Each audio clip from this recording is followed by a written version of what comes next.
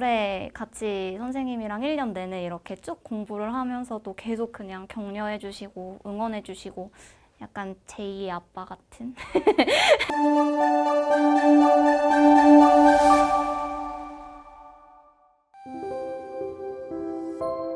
안녕하세요. 2021학년도 경기도의 한문으로 임용 시험 봐서 합격한 신규 교사입니다. 반갑습니다. 공부한 기간은 거의 5년?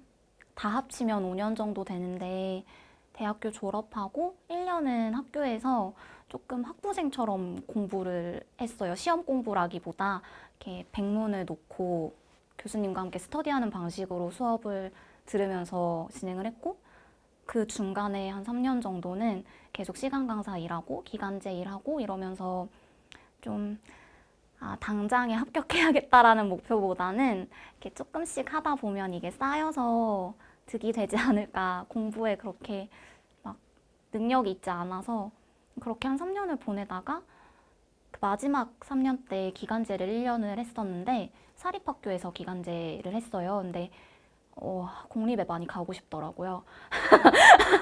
그래가지고 나머지 그 사립학교 기간제를 마치고 나서는 공부를 해야겠다. 이래서 올 한 해는 진짜 그냥 노량진 왔다 갔다 하면서 거의 집에서 공부하는 형식으로 해서 합격할 수 있었습니다. 굉장히 오래 걸렸어요.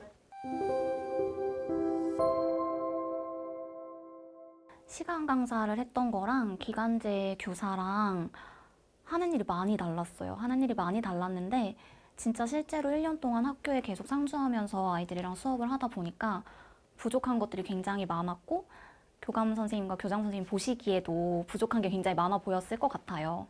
그래서인지 좀 교사의 고유 권한은 수업인데 그 수업과 관련해서 저한테 피드백을 정말 많이 주시고 막 수업 때 이렇게 막 들어오기도 하시고 좀 제가 생각했을 때는 제 권리를 좀 침해받는 느낌이 많이 들어가지고 내가 좀 원하는 수업을 내가 하려면 시험으로 좀 인정을 받은 공립교사가 되어야겠다 이런 생각이 들어가지고 시험 준비를 하게 된 것 같아요.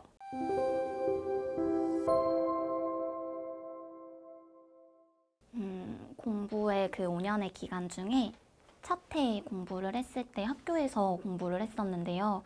그때 저희 과 교수님이 되게 많은 선생님들을 소개를 시켜줘서 같이 공부를 했었는데 그때 원주영 선생님이 저희 대학교에서 강의를 하고 계셨었어요. 그래서 선생님 강의를 좀 양해를 구하고 시험을 준비하는 중이라 혹시 수강을 해도 되겠냐 여쭤보고 그 한 학기 동안 수업을 수강을 했는데 그때도 도움을 많이 받았고 또 마침 노량진에서 수업을 하고 계시다고 해서 네, 그래서 선생님 강의를 듣게 됐어요.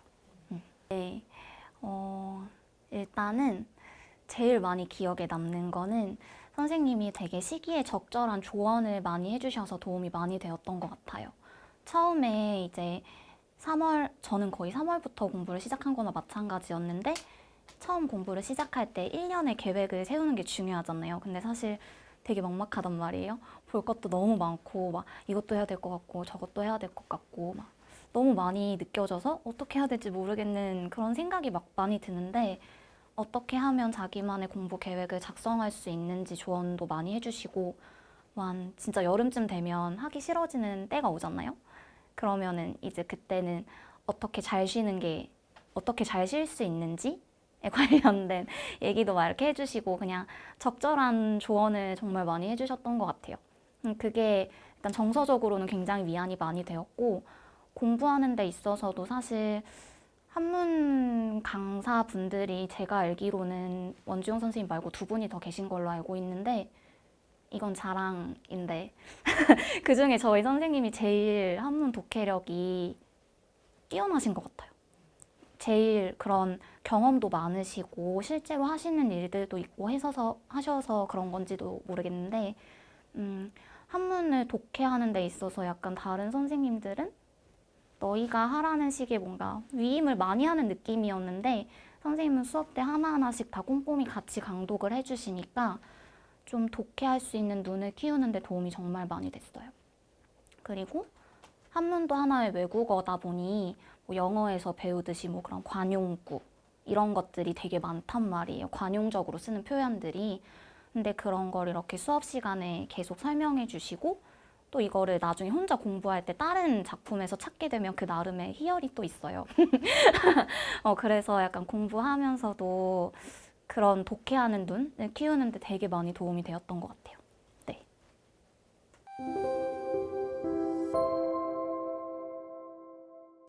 교육학 같은 경우는 사실 5년간의 공부를 정말 조금씩 했다고 말씀을 드렸는데 그 교육학은 반복이 계속 중요하다 보니까 이제 5년째쯤 됐을 때는 조금 들으면 아, 이거였지? 하는 것들이 좀 많은 편이었어요. 저는 개인적으로. 그런데 좀 세세하게 개념을 막상 적으라고 하면 잘 못 적는? 뭔지는 알겠는데 표현은 하기 조금 어려운 그런 상황이었는데 김현 선생님 수업이 일단 보면 전체적으로 그 교육학 개념을 좀 이렇게 단편화시켜서 설명을 해주시는 게 아니라 쭉 이렇게 흐름으로 알려주시거든요. 그러다 보니까 기억을 되살리는데 너무 좋았어요. 아, 이런 배경에서 이런 게 나왔었지? 아, 이게 이렇게 적용이 됐었지? 하는 식의 좀 이렇게 전체적인 느낌으로 설명을 해주시는 편이어서 그게 되게 저한테 잘 맞았던 것 같고 정말 학교 선생님 같으세요. 진짜 학교 선생님처럼 이렇게 1부터 10까지를 다 알려주시니까 그게 엄청 그 흐름을 파악하는 데 도움이 되고 교육학은 사실 암기라고 생각을 많이 하는데 암기가 좀 효율적인 암기가 되려면 이해가 바탕에 있어야 된다고 생각을 하거든요. 근데 그 이해를 시켜주시니까 암기하기가 훨씬 수월했던 부분이 있었어요. 그래서 김현 선생님 수업을 들었던 것 같고 네, 그게 많이 도움이 되었던 것 같습니다. 교육학은 그래서 처음에는 사실 하루에 1시간 정도? 그렇게 많은 시간을 할애하지는 않았어요. 좀 전체적인 흐름을 파악하는 느낌으로 한 1시간 정도씩만 공부를 하고 그리고 선생님 주시는 과제들이 있어요. 그때그때 뭐 써서 내라, 뭐 스터디 모임에서 뭐 이렇게 작성해서 내라 하시는 거 그냥 그런 것만 충실히 따라가고 그 외에 한 9월쯤 전 나머지 3개월이 제일 빡셌던 3개월이었는데 9월, 10월, 11월 이때는 거의 하루에 3시간씩 봤던 것 같아요.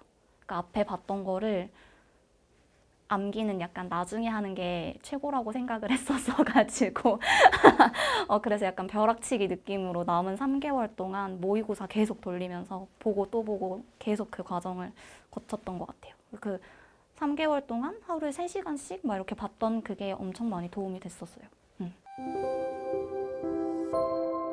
김현 선생님 수업을 딱 처음 들으러 가면 이제 종이 같은 거를 나눠주세요. 그래서 스터디에 참여하고 싶은지 그렇지 않은지 그냥 혼자 공부하는 게 좋은지 뭐 이런 설문조사 같은 거를 하신 다음에 그걸 바탕으로 이제 스터디를 구성을 해주시면 그 스터디원을 찾아서 모여서 이제 구성이 되는 거예요.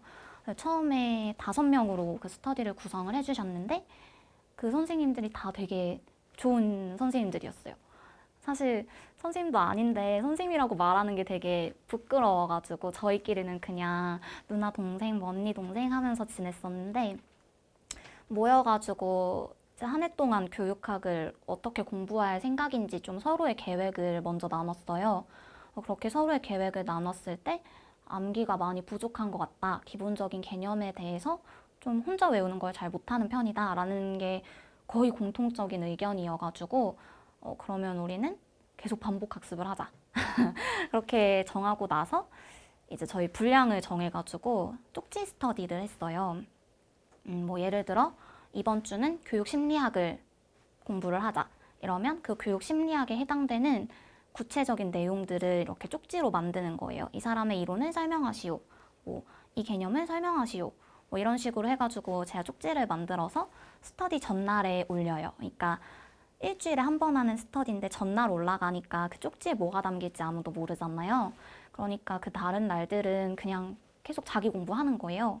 그렇게 하고 쪽지를 올려주면 자기가 공부했던 거를 조금 더 구체화시켜서 외울 수 있잖아요. 그렇게 하루 정리를 하고 이제 스터디 때 모이면 이렇게 주머니에다가 그 쪽지를 넣고 약간의 소소한 재미? 주머니 안에다 쪽지를 다 이렇게 넣은 다음에 이렇게 돌아가면서 뽑아요. 뽑은 거에 대해서 대답을 하는 거예요. 처음에는 좀 열심히 안 하는 사람이 있을까 봐 뽑아서 대답 못하면 우리 1,000원씩 벌금을 매길까? 라고도 했었는데 그렇게 벌금을 매길 만큼 불성실한 사람이 아무도 없어가지고 그냥 편하게 진행을 했던 것 같아요. 이렇게 쪽지 뽑아가지고 대답하고 대답을 못하는 경우도 있었어요. 그러면 이제 같이 의견을 나누는 거죠.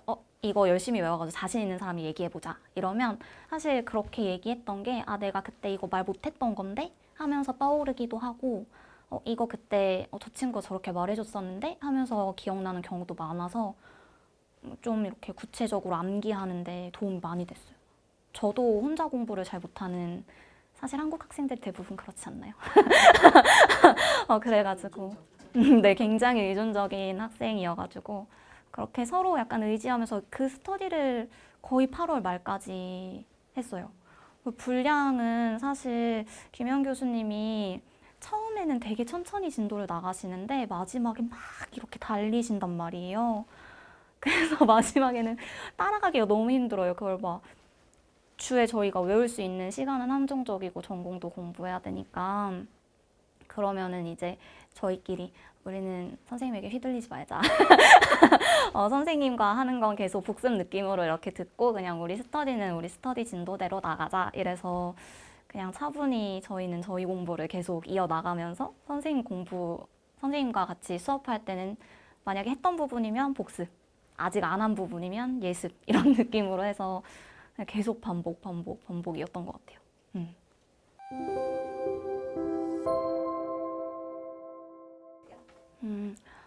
전공 공부는 사실 뭐 보면 하루에 9시간 공부했어요. 10시간 공부했어요. 한 사람들 되게 많은데 저는 그렇게 엉덩이가 무거운 사람이 아니에요.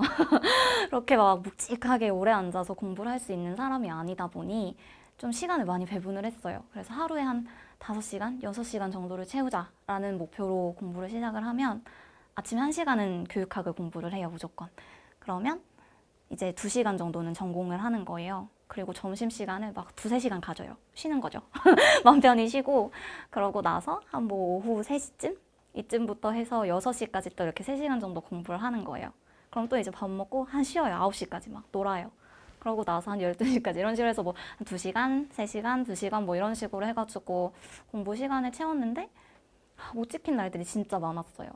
거의 9월 이전까지 저녁 공부는 거의 안 했던 것 같아요. 그러니까 뭐 아침에 2시간, 오후에 뭐 한 2~3시간, 한 하루에 4~5시간 정도 전공 공부를 하고 9월부터는 진짜로 한 8시간은 됐던 것 같아요. 이게 막 하다 보면 시간이 그렇게 돼 있어요. 하루에 봐야지 하는 목표를 세운 거를 하다 보면 진짜 그 정도 시간이 가 있어서 거의 9월부터는 그렇게 공부를 했던 것 같고 이렇게 공부를 했던 그 페이스가 1년 긴 그 시간 동안에 그렇게 막 중간에 힘들어서 다 하기 싫다라는 것도 오지 않게 적절하게 속도 조절하면서 1년을 갈 수 있었던 힘이었던 것 같습니다. 그리고 그렇게 공부할 때는 선생님 추천해주신 교재를 활용을 많이 했어요. 그래서 선생님이 쓰신 책들이 그 공부하기 좋은 책들이 되게 많은데 다 아마 아실 거예요. 고려시대 산문읽기, 뭐 조선시대 산문읽기, 뭐 조선의 산문을 읽다, 뭐 이조시대 서사시, 뭐 선생님이 추천해주신 책들이 있거든요. 일단 그거 가지고 베이스로 해서 공부를 하고 사실 거기 없는 산문이 굉장히 많아요. 굉장히 많아서 그 외에 한국 산문선이라 그래서 굉장히 많은 이렇게 시리즈로 된 책이 있는데 다 구매하면 되게 비싸요. 되게 비싸가지고 뭐 저 3권, 같이 공부한 다른 친구 3권 이런 식으로 막 2~3권씩 이렇게 구비를 해가지고 이제 거기서는 선생님이 꼭 하라고 한 산문이 아니기 때문에 제목이 좀 재밌어 보이는 거, 내용이 조금 이건 조금 뭔가 웃긴 게 있을 것 같은 이런 얘기 제목 보면 이렇게 보이거든요. 그런 거 이렇게 추가해서 같이 보고 그 외에 이제 선생님이 수업하시면서 이 작가의 이런 글들을 봐라 라고 수업 때 다루지는 않지만 이렇게 적어주시는 것들이 있어요. 그거 이제 기반으로 해서 선생님과 수업은 일주일에 한 번밖에 없으니까 그 외적인 시간에는 그런 교재들, 그리고 선생님 추천해 주시는 작품 위주로 해서 많이 봤던 것 같아요. 볼 때 박지원의 연암집 같은 경우는 모두가 다 어려워하는데 물론 어려운데 초반에는 그래도 해석을 해보려고 낑낑대면서 애를 쓰면서 해봤어요. 근데 그게 도움이 진짜 많이 돼요. 그렇게 낑낑대면서 하면 그렇게 하다가 나중에는 하기 싫으면 그냥 해석본 보고 읽어보고 이렇게 넘어간 작품도 있고 말도 안 되게 꼬여있는 글들도 되게 많았거든요. 그런 거 있으면 해석본을 많이 참고를 해서라도 혼자 해보려고 하는 게 일단 도움이 제일 많이 되는 방법인 것 같고 그게 여의치 않다면 그냥 한글로 읽으면 되게 재밌는 게 많아요. 보면서 역시 박지원이다 막 이렇게 생각하는 글들이 되게 많기 때문에 약간 맥락을 이해하는 방식으로 산문을 읽어갔던 것 같아요. 크게 전공 공부 나누면 경서, 한시, 산문 이 정도로 제일 크게 범위를 나눌 수 있을 것 같은데 일단 지금까지 말씀드린 것들이 그 산문에 관련된 것 그리고 한시 같은 경우는 그냥 이것도 선생님 추천해 주신 책 찾아보시면 원주영 선생님이 책을 굉장히 많이 쓰셨거든요. 그래서 그 조선시대 한시읽기, 고려시대 한시읽기 이런 책들이 있어요. 그 한시 되게 짧잖아요. 그래서 그냥 하루에 이렇게 한두 개씩 이렇게 보면서 한시 공부하고 한시 말고 서사시도 그냥 이조시대 서사시 선생님 추천해 주신 책 가지고 계속 이렇게 보고 경서 같은 경우는 이거는 교육학이랑 비슷한 것 같아요. 계속 봐야 돼요. 계속 끝까지 놓지 않고 계속 봐야 되는 부분이라 좀 단계를 크게 나누시면 좋을 것 같아요. 처음에는 주석까지 다 보기 해서 조금 기간을 넉넉하게 두시고 한번 이렇게 쭉 훑는 거예요. 그렇게 한 다음에는 이제 대문만 놓고 보는 거죠. 대문만 놓고 보고 그러고 나서 저희 9월부터는 이설에 대해서 공부를 했어요. 그 대문이랑 그 대문의 주석, 이 집주에 있는 주석 말고 다른 사람이 쓴 주석들이 있어요. 그 해석본이 없는 주석은 사실 이 정도 공부한 입장에서는 해석하기 되게 어려워요. 진짜 한 번역을 하시는 선생님 수준이 되어야 볼 수 있는 주석들도 많아가지고 그냥 본인이 해석이 되는 한도 내에서 보시고 그리고 선생님이 수업 때도 경서를 다뤄주시는 그 때가 있어요. 가능하시면 그 작년도나 전년도에 하셨던 거 자료를 다 합치면 거의 한 절반 정도는 선생님이 봐주셨을 거예요. 그런 거 자료 바탕으로 해서 경서는 계속 이렇게 하다 보면 마지막에 모의고사 볼 때 경서는 그냥 풀고 넘어가는 문제가 될 수 있는 때까지 가실 거예요. 네.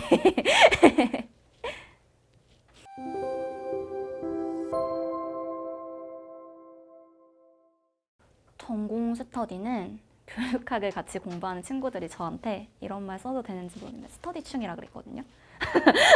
그 정도로 전공 스터디를 진짜 많이 했는데 이게 스터디라는 이름만 있는 스터디예요. 그러니까 다 보통 인증이에요. 이게 혼자 하겠다고 마음을 먹으면 물론 한 3일 정도 열심히 할 수 있을 것 같아요. 길면 일주일. 근데 이게 사실 꾸준히 봐야 되는 게 중요한 건데 이걸 스터디로 안 만들어 놓으니까 하다가 포기하고 생각나면 한번 보고 이렇게 돼버리는 거예요.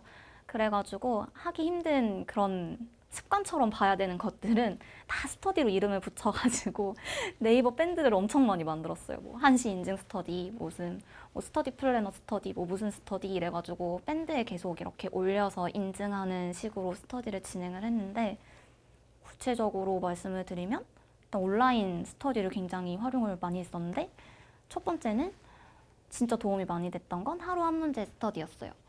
매일 5명의 스터디원이 구성을 해가지고 월, 화, 수, 목, 금 이렇게 정하는 거예요. 요일을 내가 원하는 요일을 정한 다음에 그 요일에 해당하는 산문에 질문을 만들어서 올려요. 풀이랑 같이. 이렇게 해서 올려주면 이제 다른 사람들은 거기에다 답글로 문제에 대한 답을 쓰겠죠. 그러고 나서 이제 제가 올린 풀이를 보고 내 답이 맞았는지 확인하고 이 글의 전체적인 내용도 한번 보는 거예요. 이게 도움이 많이 됐던 거는 일단 산문을 볼 때 물론 하나하나 해석하는 게 굉장히 중요하지만 다 선생님이 되실 분들이잖아요. 그러다 보면 보여요. 여기서는 이런 걸 문제로 만들 수 있겠다. 문제 출제하시는 분들도 같은 시각으로 바라볼 거 아니에요? 그러니까 그런 시각으로 이 글을 바라보면 이 부분은 버려도 되겠다라든지 이런 눈이 좀 생겨요. 본인이 없으시다면 그런 눈을 가진 선생님과 같이 공부를 하면 너무 좋겠죠. 그렇게 해가지고 문제를 출제하고 나면 사실 문제만 풀고 그 글의 전문은 잘 보지 않게 돼요. 혼자 보기도 되게 힘들고요. 그런데 그 요일에 해당하는 선생님이 그 그 전문에 대한 풀이도 같이 올려주시면서 뭐 모르는 한자, 어려운 한자, 한자어까지 같이 정리해서 올리거든요. 그러면 이제 선생님과 수업할 때처럼 다 이렇게 알려주는, 떠먹여주는 그런 공부가 되는 거예요. 그렇게 해서 매일매일 스터디를 진행했던 걸 이것도 한 8월까지 했던 것 같아요. 8월까지 해서 봤던 산문이 굉장히 많았어요. 근데 이렇게 돌이켜봐서 9월부터 이제 빡세게 달려보자 했는데 이 스터디에서 한 것들이 과연 머릿속에 얼마나 남아있는가 의문이 드는 거예요. 그래서 복습을 해야겠다 해가지고 저희가 업로드를 할 때 난이도를 또 매겼었어요. 이건 한 하 정도, 이건 중, 이건 상. 그래서 상은 사실 두 번 볼 필요는 없는 것 같은 작품. 너무 막 미사여구가 많거나 뭐 그런 작품들, 뭐 너무 지리 명칭이 많거나 뭐 이런 류는 약간 제외하고 그 밑에 하랑 중 위주로 해가지고 한 사람이 몇 작품씩 이렇게 맡아서 그 글의 흐름을 가지고 문제를 내오는 거예요. 이때 문제는 그런 서술 질문이 아니라 그냥 해석, 백문 해석. 그래서 뭐 예를 들어 정자를 소개하는 글이었다 이러면 이 정자를 짓게 된 배경 한 다음에 그 밑에 그 배경에 대한 게 글에 있잖아요. 그럼 그 한문 그냥 문장을 거기다 싣고 뭐 이런 식으로 정리를 쭉 해요. 뭐 이 정자가 만들어진 뭐 방법 이러면 방법 1 해가지고 한문, 2 해가지고 한문 이런 식으로 해서 이 스터디는 공부하고 모이지 않아요. 그냥 머릿속에 아무것도 없는 상태로 와가지고 보고 해석하는 거예요. 그럼 분명히 내가 머리 싸매면서 풀었던 문제인데 기억이 하나도 안 나요. 하나도 안 나면 저만 그런 게 아니라 다 똑같아요. 다 똑같아서 그걸 보면서 조금 가끔씩은 내가 그래도 9월이 되니까 이 정도 읽을 수 있네? 라는 기쁨도 느끼고 어떨 때는 이것도 모르네? 하는 때도 있는데 그거를 한 2달 동안 하는 동안 새로운 글을 봐도 어느 정도 이런 식으로 해석을 하면 되겠다 라는 자신감도 좀 붙고 그런 독해할 수 있는 눈도 많이 생기고 도움이 많이 됐던 것 같아요. 이렇게 해서 산문을 주로 받고 한시 같은 경우는 아까 말씀드렸지만 뭐 매일 이렇게 인증한 업로드 해가지고 이렇게 보고 사실 서사시가 몇 년간 계속 기출이 돼가지고 올해도 나올 줄 알았어요. 3번을 봤거든요. 근데 안 나왔어요. 안 나왔는데 그렇다고 서사시를 제외하는 건 안 좋은 것 같아요. 서사시가 되게 어려운 시들이 많아요. 왜냐면 산문도 어려운데 한시는 어쨌거나 이게 함축된 거다 보니까 더 모르는 단어도 많고 왜 이렇게 말했지? 라는 생각해야 될 부분도 되게 많아가지고 보는데 되게 오래 걸리는데 이거를 한 번 읽을 때 그렇게 고생스럽게 읽으면 2번째 읽을 때쯤에는 제목을 보면 이거 좀 가난한 여자가 나왔던 시였는데 이거 약간 어린애들 둘이 막 이렇게 칭얼거리는 시였는데 이런 감이 살짝 오지만 구체적인 해석은 안 돼요. 근데 이거를 계속 이렇게 줄여나가면서 3번째 보게 되면 이제 진짜로 이렇게 한 번만 봐도 이렇게 해석이 되는 때가 와요. 그리고 거의 서사시 문제 나오면 이건 1분 컷이다 이랬는데 안 나와가지고 아쉬웠지만 아쉬웠지만 서사시 때 나왔던 표현을 산문 공부하면서 굉장히 많이 찾았어요. 그래서 산문 공부하는데도 이거 시 그때 봤던데 거기 나왔던 거다 막 이러면서 좀 같은 이렇게 한자들을 찾아 나가는 그런 재미도 소소하게 있었고 도움이 많이 되었던 교재였습니다. 그래서 서사시 공부를 꼭 하셨으면 좋겠고 다 말씀드린 것 같아요. 그쵸?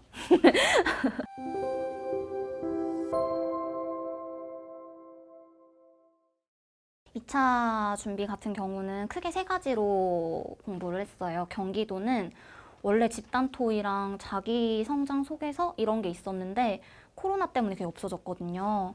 전 너무 좋았어요. 그게 없어져가지고 사실 집단 토의 같은 경우는 진짜 운이 너무 많이 작용하는 전형이어가지고 너무 싫었는데 마침 없어진 거예요. 그게 저한테도 되게 큰 어떤 하나의 기회였던 것 같고 그 나머지 3가지는 이제 면접, 신층 면접이랑 수업 실연이랑 수업 나눔 이렇게 3가지로 나눠서 공부를 했어야 됐는데 심층 면접 같은 경우는 1차 발표 전에는 주 3회 온라인 스터디로만 진행을 했고요. 범위를 정해가지고 거기에 해당하는 문제를 출제를 한 다음에 그걸 이제 다른 선생님들과 이렇게 바꿔서 랜덤으로 뽑아서 시험처럼 똑같이 구상 시간을 갖고 답변을 하고 이런 식으로 진행을 했어요. 그래서 이때 뭐 따로 촬영을 해서 내 영상을 본다거나 이러지는 않았고 그냥 아직 발표 전이니까 좀 편안한 마음으로 이 책을 한번 쭉 훑어야겠다 해가지고 면접 레시피랑 사이다 면접 요거 책 가지고 범위 나눠서 한 달을 그냥 쭉 봤고요. 1차 합격 발표가 나고 나서는 이제 사실 제가 제일 자신 없었던 게 면접이어서 면접 스터디를 2개로 진행을 했어요. 하나는 이전과 동일하게 온라인 스터디로 진행을 해가지고 그것도 마찬가지 주 3회 해서 온라인으로 만나서 수업을 면접 공부를 했는데 방식도 똑같이 진행을 했었습니다. 그렇게 해서 진행을 하고 이때는 사실 1차 발표가 난 상황이었기 때문에 자기 점수대가 평균에서 어느 정도인지를 알잖아요. 그러다 보니까 불안해하시는 선생님도 계시고 막 이랬었어요. 그때 막 온라인 스터디다 보니까 좀 장소의 구애도 많이 받지 않고 시간의 구애도 많이 안 받다 보니까 막 그때 좀 정서적인 위로도 서로 많이 주고받고 그랬던 스터디가 그 온라인 면접 스터디였고 근데 이게 집에서 줌을 켜놓고 하다 보면 사실 요만큼만 나오기 때문에 되게 편해요. 되게 편하고 내가 뭘 보고 있는지 정확하게 파악이 안 되기 때문에 시선 처리를 어떻게 해야 될지를 염두에 두지 않으면 되게 편하거든요. 사실 보고 읽어도 되고 눈 맞춤을 많이 안 해도 된다는 생각이 들기 때문에 근데 되게 그 자리는 긴장이 되는 자리니까 나도 약간의 긴장감을 느낄 수 있는 스터디가 필요하겠다고 해서 그냥 주 1회 스터디를 따로 오프라인 스터디를 구해서 그 발표 나고 나서 4번 이렇게 만남을 가졌는데 이때는 범위도 정하지 않고요. 그냥 선생님들이 생각하는 문제 형식만 갖춰서 출제를 해오기로 하고 이제 그 자리에 가지고 오시면 이제 거기서 그냥 뒤집어서 이렇게 섞어서 가져가서 보는 거예요. 그러면 긴장감이 배가 돼요. 내가 공부했던 범위인지 아닌지도 확신이 안 되고 모든 게 다 랜덤이기 때문에 훨씬 시험장이랑 비슷한 분위기에서 스터디를 진행을 할 수 있었고 그리고 그때 저희 오프라인 스터디만 참석하시는 선생님 계셨어요. 그러니까 그 선생님은 면접 스터디를 4번만 하고 시험을 보러 가신 거예요. 그러니까 이 스터디를 엄청 절절하게 준비해 와 주셨어요. 그래서 좀 되게 알차게 이렇게 오프라인 스터디까지 같이 했던 것 같아요. 1차 발표가 나고 나서는 줌으로 했던 스터디도 그렇고 온라인도 그렇고 다 촬영으로 남겨가지고 내가 너무 이쪽만 보는구나. 내가 머리를 자꾸 만지는구나. 내가 손을 가만히 두지 못하는구나. 이런 거를 좀 눈으로 계속 확인하면서 선생님들이 주신 피드백 가지고 연습을 많이 했던 것 같아요. 그리고 그 피드백을 할 때는 피드백 용지를 따로 만들어서 작성을 해서 서로 이렇게 주고받았는데요. 그게 좀 말로 하는 것보다 기록으로 남다 보면 이렇게 체킹하면서 제가 고칠 수 있잖아요. 이거는 고쳐야겠다, 이거는 고쳐야겠다라는 그런 체킹도 되고 또 다시 한번 볼 수도 있어서 그렇게 피드백을 많이 들을수록 좋은 것 같아요. 너무 겁나는데 너무 겁나지만 그냥 일단은 지르고 해보는 게 도움이 많이 되었던 것 같아요. 그래서 면접 실제 시험장에 가서 했을 때도 그렇게 많이 막 너무 떨리고 막 너무 긴장되고 이런 건 조금 적었던 것 같아요. 네. 그렇게 해서 2개로 진행을 했고 수업 실현 같은 경우는 제가 중간에 시간 강사 기간도 있었고 기간제 기간도 있었잖아요.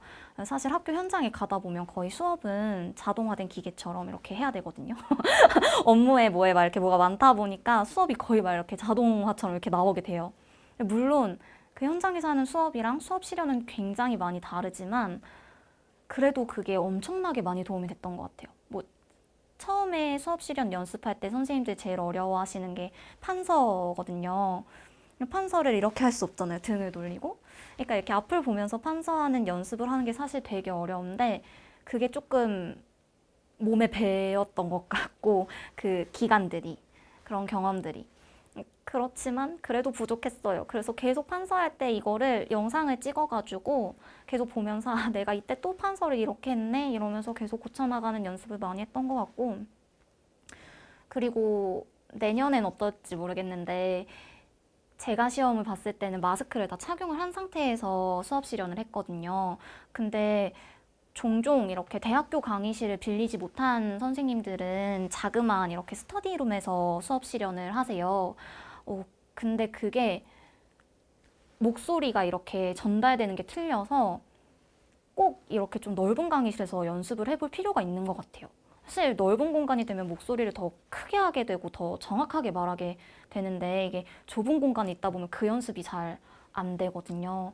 그래서 저는 1차 발표 전에는 그냥 그렇게 작은 스터디룸에서 한번 교과서를 쭉 한번 본다는 느낌으로 스터디를 진행을 했었고 일주일에 한 번 정도밖에 안 했던 것 같아요. 그리고 발표가 나고 나서는 일주일에 3번씩 만나가지고 감사하게도 대학교 강의실을 빌릴 수 있었어요.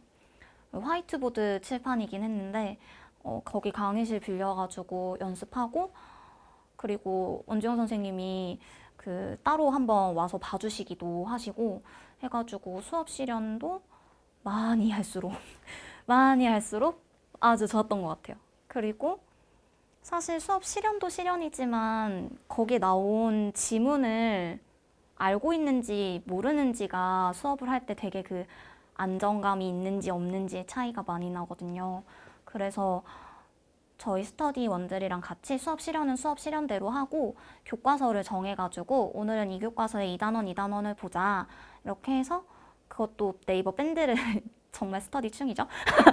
네이버 밴드를 이렇게 하나 만들어가지고 거기에 이렇게 약간 요약된 지도안을 수업을 하면 이런 식으로 해야겠다라는 요약된 지도안을 작성해서 올리는 형식으로 해서 교과서를 웬만하면 계속 보려고 했고 수업 실현은 수업 실현대로 계속 진행을 했어요. 그리고 그 수업 실현할 때 문제가 필요하잖아요. 그 문제지는 일단 기출 올라와 있는 걸 먼저 보고 찾아보시면 카페에 이렇게 올라와 있는 데 있거든요. 그거 위주로 먼저 보고 그 다음부터는 이제 각자 문제를 내오면 이거 섞어가지고 다른 스터디처럼 해서 가지고 가서 앞에서 실현을 했어요. 똑같이 시험장처럼. 그렇게 하는데 이 문제를 출제하는 과정에서 뭘 해내지? 라고 고민을 하다 보면 교과서를 계속 훑게 돼요. 적당한 지문을 찾다 보니까 이런 식으로 해서 교과서를 계속 봤던 게 도움이 많이 되었던 것 같아요. 사실 시험장에 갔을 때 되게 뜬금없이 3문이 나올 줄 알았는데 무조건 1시가 나왔었어요. 그래서 한시는 딱 한 번 그냥 훑은 게 전부였는데 주변에서도 선생님도 그러시고 예전에 1시가 나온 적이 있으니까 그래도 한번 보고 가라고 선생님 얘기를 해주셔가지고 이렇게 마지막에 되게 찜찜하게 남는 거예요. 그래서 시험 전날 진짜로 1시가 나오면 이런 식으로 해야겠다 정도만 보고 간 게 전부였는데 1시가 나와서 좀 많이 당황스러웠지만 그래도 계속해서 그 수업 실현을 하면서 했던 그런 순서가 머릿속에 남아 있었어가지고 도움이 많이 됐던 것 같아요. 실현을 많이 하시다 보면 이제 자기도 정해진 멘트가 이렇게 나와요. 뭐 수업 여는 말을 할 때, 뭐 아이들한테 질문을 한다고 가정을 할 때, 뭐 이런 것들이 다 그냥 자연스럽게 이렇게 나중에 하게 되면 같은 스터디원들한테 민망할 정도로 같은 말을 많이 하거든요. 그게 이제 나중에 시험장에 가면 떨리지 않는 좋은 요소가 될 수 있는 거죠. 그래서 될수록이면 그런 식으로 항상 동일한 멘트들을 정해놓고 조금씩만 바꿀 수 있게 해가지고 차차 자기만의 이런 수업을 만들어 가시는 게 도움이 아마 많이 될 것 같아요. 그리고 수업 나눔은 수업 실현을 한 다음에 바로 하시는 게 좋아요. 바로 해서 저는 그 사이다 수업 교재 뒷부분에 있는 모의고사 문제를 가지고 봤는데 1차 합격 발표가 나기 전까지는 사실 수업 나눔이 너무 부담스러웠었어요. 문제가 고작 3개밖에 안 되는데 10분을 말해야 된다는 게 되게 큰 압박이었고 이거를 또 뭐 이렇게 구상을 한 다음에 하는 게 아니라 바로 즉석에서 답하는 즉답형 문제랑 동일했기 때문에 되게 어려웠는데 1차 발표가 나고 나서는 이제 뭐 어떻게 하겠어요. 해야 되는 상황이 돼버렸기 때문에 그냥 이렇게 사이다 수업에 있는 그 문제지를 일단 쭉 한번 훑고 여기서 물어보는 것들을 수업에 넣었어요. 만약에 뭐 창의적인 뭐 그런 거에 대한 질문이 많다 싶으면 이제 수업 때 창의적인 활동을 뭐 점프 과제로 넣는다거나 뭐 이런 식으로 이게 나오면 이렇게 대답해야지 라는 것들을 정해놓고 수업을 하는 거예요. 그래서 아예 유튜브에 찾아보면 되게 도움받을 만한 영상이 많은데 사실 한문은 제가 찾아봤을 때 딱 하나밖에 없었어요. 본인의 수업 실현 올려주신 유튜버 분이.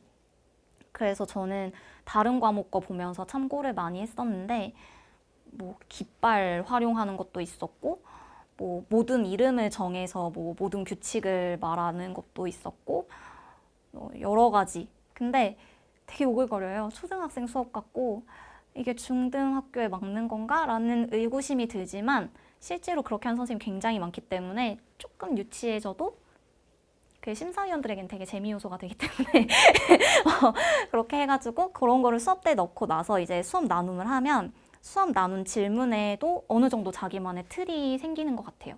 그럼 이것도 마찬가지로 나중에 진짜 부끄럽게도 동일한 방식으로만 말을 하게 돼요. 그게 실제로 시험장에 갔을 때도 그때 말했던 그런 형식이 어느 정도 지켜지는 것 같아요. 수업 나눔도 그렇게 해서 바로 수업 실현하고 이어서 수업 나눔 이렇게 바로 하고 이렇게 해서 연습을 했던 것 같습니다. 네.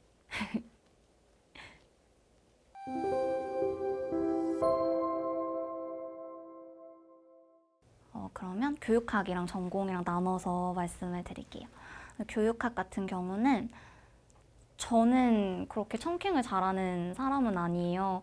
아까도 이해에 대해서 말씀을 많이 드렸는데 저는 좀 이렇게 전체적인 흐름에서 이 사람이 이런 배경에서 이런 얘기를 했고 그래서 이런 이론이 나왔고 좀 인과관계를 활용해서 암기를 하는 편이라 정말 이렇게 짤막하게 뭐 청킹을 해서 외우는 이런 거는 저는 재능이 없는 편인데 근데 그런 게 필요한 게 있어요. 무슨 뭐 어떤 과정을 외워야 된다거나 뭐 순서를 외워야 된다거나 진짜 뭐 이해로서 약간 한계가 있는 그런 암기 같은 거는 이렇게 보면 주변에 청킹을 기가 막히게 하는 사람들이 있어요. 그렇게만 외우는데 특화된 사람들.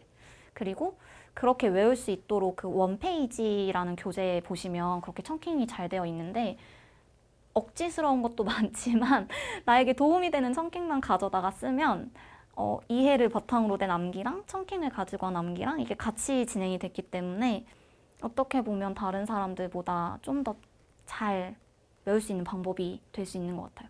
근데 그렇게 청킹이 아니면 전혀 못 외우는 분들도 계시니까 그냥 개인의 그 공부하는 스타일에 따라서 해서 암기를 하면 도움이 되겠죠. 그럼 저 같은 경우는 그랬습니다. 그리고 전공 같은 경우는 한문이니까 사실 베이스는 한자잖아요. 한자를 많이 하는 게 유리할 거라고 생각을 하는데 맞아요. 한자를 많이 알면 도움이 많이 되겠죠. 그래서 처음에는 저희가 보는 스터디원들과 같이 봤던 그 산문에 나오는 한자들을 다 이렇게 구글 그 공유 시트에다가 다 정리를 했어요. 어디에서 나온 한자인지. 그리고 한자가 뜻이 굉장히 많잖아요. 이렇게 보다 보면 저렇게 오자로 안 적었으면 뜻이 이렇게 많아지지 않았을 텐데 라는 생각을 하면서 막 뜻을 적다 보면 진짜 기본 막 4-5개씩 뜻이 나와요. 근데 이것도 이렇게 적어 놓으면 까먹는단 말이에요. 처음에는 한자를 너무 잘 알고 싶은 마음에 테스트를 같이 봤었어요. 그 한 주 동안 공부한 내용을 다 그냥 랜덤으로 이렇게 섞어가지고 테스트를 보는 거예요. 그러면은 이제 어느 정도 그 바꿔서 채점할 거기 때문에 약간 그 모욕감을 느끼지 않으려면 공부를 해야 되거든요. 그렇게 해서 외우다가 이게 의미가 있나. 사실 외우는 건 잘 되는데 이걸 글에 적용하는 거는 약간 다른 얘기였어요. 그래서 이게 글에 적용을 못 해가지고 나중에 우리 그거 외웠던 건데 왜 해석 못했지? 이렇게 돼버리는 거예요.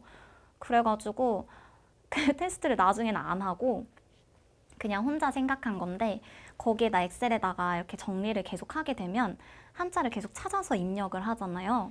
그러면 그 과정에서 내가 글 보면서 한 번 봤고 거기 적으면서 한 번 봤고 테스트를 준비하는 건 아니지만 일주일 동안 한 걸 이렇게 한 번 훑을 때 3번째 봐요.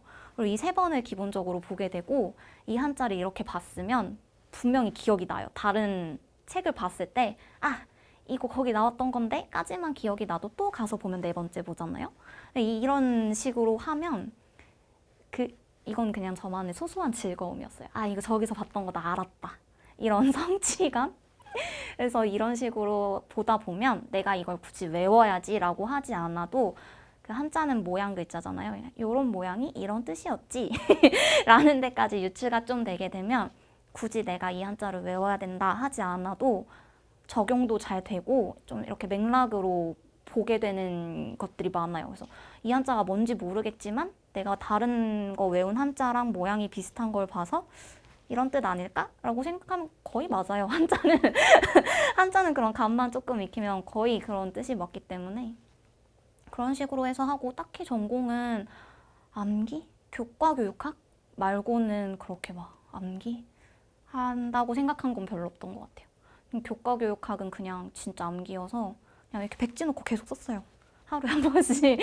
이것도 혼자 못해가지고 이렇게 줌 켜놓고 자 지금부터 쓰자 해서 이렇게 백지에다가 쓰고 그리고 다 같이 자기 채점 이렇게 하고 그렇게 하면서 전공이랑 교육학을 공부를 했던 것 같아요.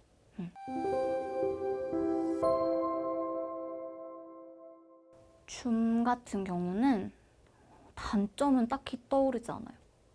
장점만 되게 가득했던 것 같은데 일단은 저는 혼자 공부를 잘 못하는 사람이라고 계속 말씀드렸잖아요. 그래서 그 줌을 켜놓으면 약간 감시 카메라가 이렇게 켜진 느낌이에요. 누가 날 계속 보고 있잖아요. 누가 계속 날 보고 있으면 좀 낮잠을 자러 가도 1시간쯤 되면 이렇게 죄의식이 막 생겨요. 쟤네는 공부하고 있을 텐데 1시간 있다 온다고 말했는데 안 가면 좀 그렇고 뭔가 이런 죄책감이 막 들어요. 감시하고 있다고 생각이 드니까. 그러니까 좀 그 학습 루틴을 이렇게 잡는데 같이 공부하는 느낌이 들어서 좋아요. 사실 온라인으로 인강을 들으시면서 현강을 거의 못 듣고 계신 상황이라면 그 흐름이 계속 끊기는 게 제일 문제잖아요. 그 고정된 패턴이 없다 보니까. 근데 그렇게 줌을 켜놓고 같이 좀 고등학생처럼 뭐 1교시는 교육학, 뭐 2교시는 한시, 뭐 3교시는 산문 이런 식으로 같이 스터디를 이렇게 쭉 그냥 켜놓고 하게 되면 진짜 학교에 가서 계속 공부하는 느낌이 들고 도움도 많이 됐던 것 같아요. 그렇게 많이 하고 말씀드렸던 그런 오프라인에서 진행했던 스터디를 8월 15일 날 광복절 날 크게 코로나가 확장이 되면서 더 이상 대면 스터디를 할 수 없게 됐어요. 저희가 만날 수 있는 곳이 광화문이었거든요. 그러다 보니까 광화문에는 갈 수가 없는 거예요. 그래서 그때부터 이제 오프라인으로 일주일에 한 번 진행하던 스터디를 다 그냥 줌으로 바꿔서 온라인 스터디로 진행을 했는데 그렇게 바꾸다 보니까 좋았던 거는 사실 되게 오랜 친구들과 같이 공부를 했던 거여서 잠옷을 입고 줌 앞에서도 부끄럽지 않은 사이였거든요. 그냥 일어나면 이렇게 키고 같이 공부를 했던 그런 공부였어서 좀 오히려 더 나가느라 씻고 옷 갈아입고 이런 시간이 많이 절약이 됐다는 느낌이 들었고 그리고 하루 종일 그냥 같이 공부한다는 느낌도 들었고 같이 도서관에 있는 것 같은 느낌도 들고 일주일에 한 번 만나서 3시간에 해야 될 거를 이렇게 자주 만나서 공부가 가능하다면 우리 그냥 하루에 1시간씩 하자 이래서 이걸 좀 분산을 해서 했어요. 그러니까 좀 부담이 덜어지고 만약에 토요일 날 스터디면 막 금요일 날 막 몰아서 이렇게 벼락치기로 하고 오는 경우도 되게 많았는데 사실 그렇게 공부하면 다 날아가 버리거든요. 하루 보고 나면. 근데 이걸 분산해서 하루에 조금씩 보다 보니까 오히려 더 좀 꾸준히 공부하는 습관도 길러지고 더 많이 도움이 됐던 것 같아요. 그렇게 좀 부끄럽지 않은 친구가 있다면 굳이 같은 과목이 아니어도 뭐 전공 과목이나 뭐 이런 거 스케줄을 같이 조정을 하면 되니까 저희 스터디 같은 경우는 인강 들을 때도 켜놓고 듣고 그랬거든요. 진짜 감시 카메라처럼. 네, 그래서 그게 저는 1년 내내 나름의 재미였어요. 웃기잖아요. 같이 잠옷 입고 앉아 있으면. 그것도 좀 재밌고 막 인강 듣는 것도 웃기고 거기 앞에서 밥 먹는 친구도 있고 막 그랬는데 그냥 하루 왼종일 있는 일상을 같이 공유하다 보니까 재밌었던 것 같아요. 공부하다가 힘든 건 다 같이 공부하고 있는 거잖아요. 그러니까 나만 힘든 게 아니라 다른 사람도 다 힘들겠지? 라고 생각을 하면 되게 동지가 많은 느낌이 들고 뭔가 홀로 이렇게 외롭지 않은 느낌도 많이 들고 그런 생각이 일단 많이 도움이 되었던 것 같고 진짜 그때쯤 되면 이제 원주영 선생님께서 힘들지? 라고 이렇게 얘기를 한 번씩 해주세요. 그럼 선생님이 이렇게 얘기해 주시면 되게 신뢰가 많이 가잖아요. 그 다른 친구들이랑 얘기하는 것보다 선생님은 조금 더 한 시선 위에서 저희를 바라봐 주시니까 그때 이렇게 듣는 조언들이 되게 도움이 많이 되고 그럴 때 오히려 막 그래도 공부해야지 이렇게 말하기보다 그렇게 힘들면 한 10분 정도 밖에 산책을 나갔다 와라 이런 식으로 좀 어떻게 잘 쉬는 게 좋은지 막 이렇게 얘기도 해주시고 저희 부모님도 선생님처럼 그냥 이렇게 힘들어서 이렇게 널브러져 있으면 딸이 많이 힘든가 보다. 이렇게 그냥 가만히 놔주시고 막 일어나 공부 안 하고 뭐해 이렇게 잔소리하는 분이 제 주변에는 한 분도 없었던 것 같아요. 그래서 그 주변 분들의 부모님과 선생님과 그 친구들의 그런 어떻게 보면 지지, 응원, 격려 이런 것들이 도움이 많이 되었던 것 같습니다. 그리고 저는 스케줄러 쓰는 거 되게 좋아했어요. 플래너 쓰는 걸. 힘들거든 막 사요. 스터디 플래너에 붙일 스티커. 그리고 뭐 형광펜, 막 예쁜 색깔펜 막 이런 거 막 인터넷으로 막 사요. 그런 다음에 그 붙이면서 나는 그래 내가 이때 이렇게 열심히 공부했었지 이런 기억과 함께 앞으로도 할 게 이렇게 많네 이런 기억도 함께 떠올려보고 그러다 보면 이제 어느 순간 이제 그냥 이렇게 자연스럽게 이렇게 빠져나오게 되는 것 같아요. 주변에서 이렇게 자꾸 얘기해 주시고 주변에 저만 그런 게 아니니까 또 학원에 이렇게 나가가지고 다른 친구들, 다른 선생님들 이렇게 보면 다 나갔구나. 그게 엄청난 위로가 되는 것 같습니다.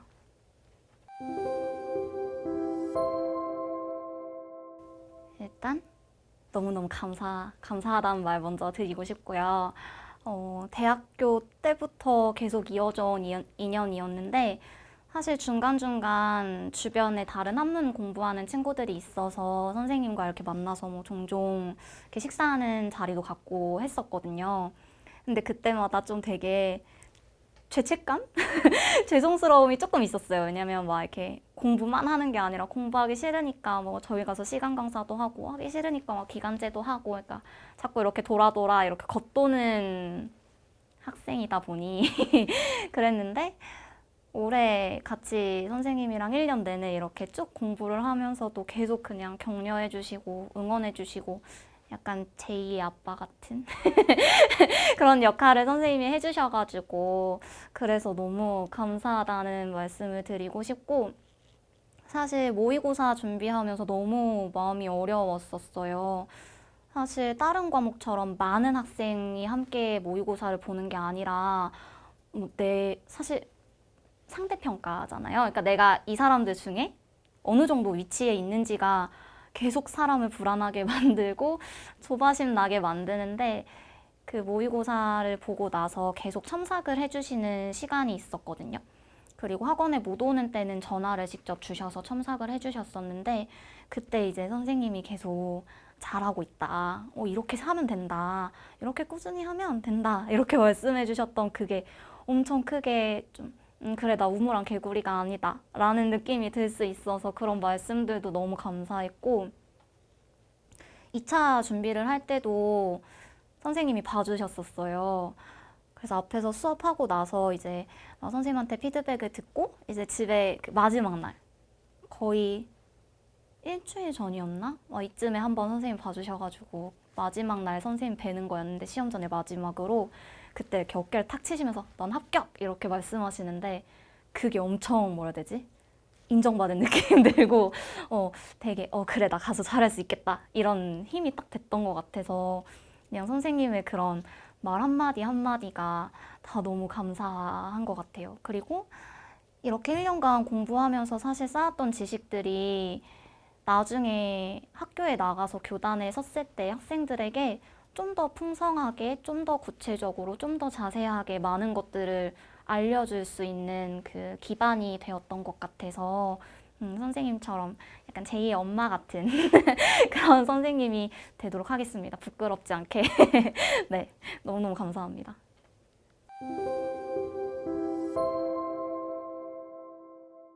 사실 저는 1년에 이걸 깨야겠다 라는 목표를 가진 사람은 아니었어서 1년에 이걸 깨야겠다라고 목표를 가지신 분에게는 좀 어느 정도 연차가 있으셔가지고 공부 계획을 구체적으로 잘 짜주실 수 있는 선생님이 주변에 계시다면 함께 공부를 해서 되게 버거워요. 저도 같이 스터디했던 친구 중에 한 분이 초수였는데 진짜 아까운 점수 차이로 합격이 안 돼서 되게 아쉬웠어요. 그랬는데 진짜 그 친구가 엄청 어렵게 이 스터디를 쫓아왔어요. 왜냐면 초수다 보니까 글을 읽는 것도 너무 힘겹고 이전에 쌓인 바탕이 없잖아요. 그걸 되게 힘들어 했는데 그렇게라도 억지로 따라가다 보면 이게 외국어다 보니까 어느 순간 영어도 어느 순간 입이 트인다고 하잖아요. 이렇게 한문도 어느 순간 이렇게 눈이 번쩍 뜨이는 때가 와요. 그래서 막 읽혀요. 너무 신기하게. 만약에 1년을 목표로 잡고 하시는 분이 계신다면 연초에는 조금 깊이 공부를 하는 계획을 정하시고 나중에는 조금 이렇게 정리 형식으로 이렇게 빠듯하게 조금 그 주변에 계신 좀 연차가 쌓이신 선생님을 이렇게 따라갈 수 있다면 너무 좋을 것 같고 혹 그런 게 아니라면 전 임용은 언제는 붙는 시험인 것 같아요.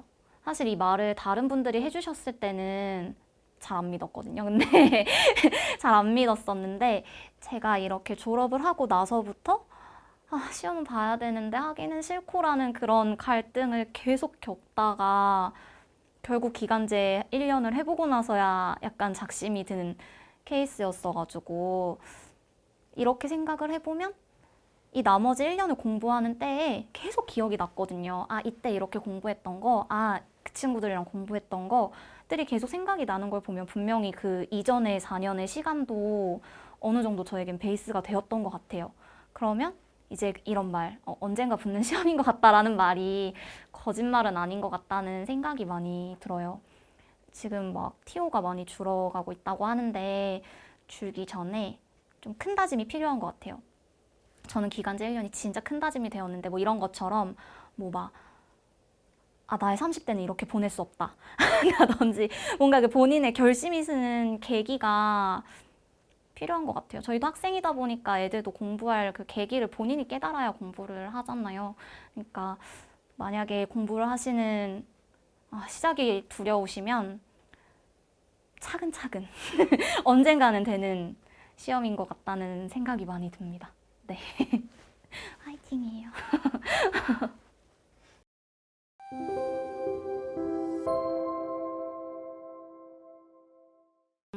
되게 인기가 많은 선생님이 되고 싶어요. 아이들이랑 한문을 가지고 수업 때 잘 놀 수 있는 선생님이 되고 싶은데 한문이라는 과목이 다른 타교사 선생님도 어떻게 한문을 전공했어요? 이렇게 말하는 선생님 굉장히 많아요. 근데 사실 한문 수업을 이렇게 한문 교과서를 열어보면 생각보다 그렇게 딱딱하지 않거든요. 한문 가지고 막 그림 그리는 활동도 같이 연계해서 할 수 있고 생각보다 아이들이랑 할 수 있는 재밌는 것들이 너무 많아요. 그리고 무엇보다 주교과가 아니잖아요. 주교과가 아니라는 건 아이들이 이거를 100점을 받아야겠다라는 생각이 거의 없는 교과예요. 그게 어떻게 보면 저는 그걸 잘 활용하고 싶어요. 그러니까 성적에 초점을 맞추기보다는 그냥 한문을 가지고 잘 놀 수 있게 애들이 한문을 좀 친숙하게 느낄 수 있게 이렇게 가르쳐주고 그런 활동을 하다 보면 많이 친해질 수 있겠죠? 그래서 나 중학교 때 이 한문 선생님은 너무 즐거운 선생님이었다. 너무 재밌었다. 너무 좋은 선생님이었다. 이런 좀 되게 오래 기억에 남고 이렇게 친구같이 재밌게 인기가 많은 그런 선생님이 되고 싶습니다.